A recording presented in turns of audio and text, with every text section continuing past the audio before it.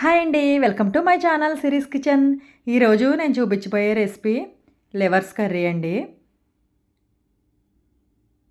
ఇలా లివర్స్‌లో కొంచెం పసుపు, కారం, ఉప్పు, కొన్ని పచ్చిమిర్చి వేసి బాగా కలిపి పెట్టుకోవాలి పక్కన ఒక 10 మినిట్స్.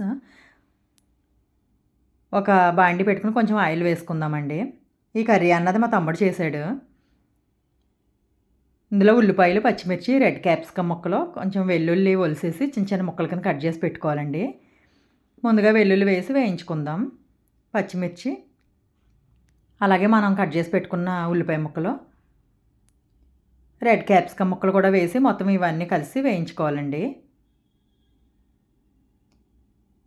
ఇలా లివర్స్తో ఎప్పుడు ఫ్రై కాకుండా ఇలాగా కర్రీ కూడా చేసుకోండి, చాలా బాగుంటుంది. మనకి రైస్ చపాతీలోకి చాలా బాగుంటుంది. చికెన్ లివర్స్ అండి ఇవి, మటన్వే కాదు. బాగా వేగాలి ఇవి.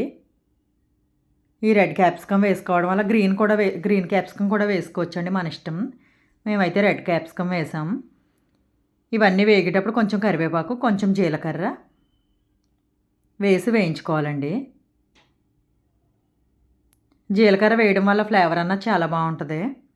కొంచెం పసుపు కూడా వేసుకుందాం.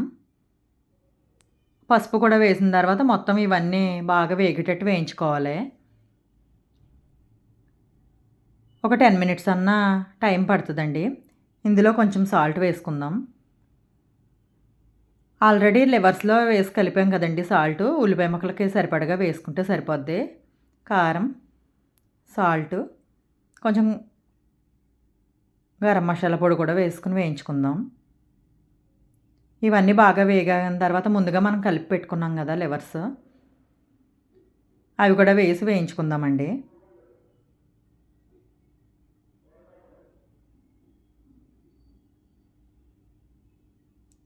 ఇవన్నీ బాగా కలిసేటట్టు కలుపుకోవాలి. హై ఫ్లేమ్ మీద పెట్టుకుని వేయించుకోవాలండి లివర్స్ వేసిన తర్వాత. తర్వాత సిమ్లో పెట్టేసి మూత పెట్టి వేయించుకుందాం.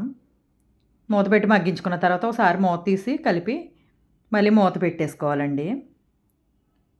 ఒక్కొక్కసారి మధ్య మధ్యలో కలుపుకుంటా మూత తీసి చూసుకుంటా కలుపుకొని మళ్ళీ మూత పెట్టుకుని మగ్గించుకుందాం. చూడండి, మూత తీసి చూస్తే ఇలా వాటర్ అన్నది వచ్చినాయి కదా లివర్స్లోంచి. మళ్ళీ ఒకసారి మూత పెట్టి మగ్గించుకోవాలండి. మూత తీసి కొంచెం కొత్తిమీర వేసుకుందాం. అంతేనండి, ఎంతో టేస్టీ అయిన లివర్స్ కర్రీ అన్నది రెడీ అయిపోయింది. Thank you for watching. Bye bye.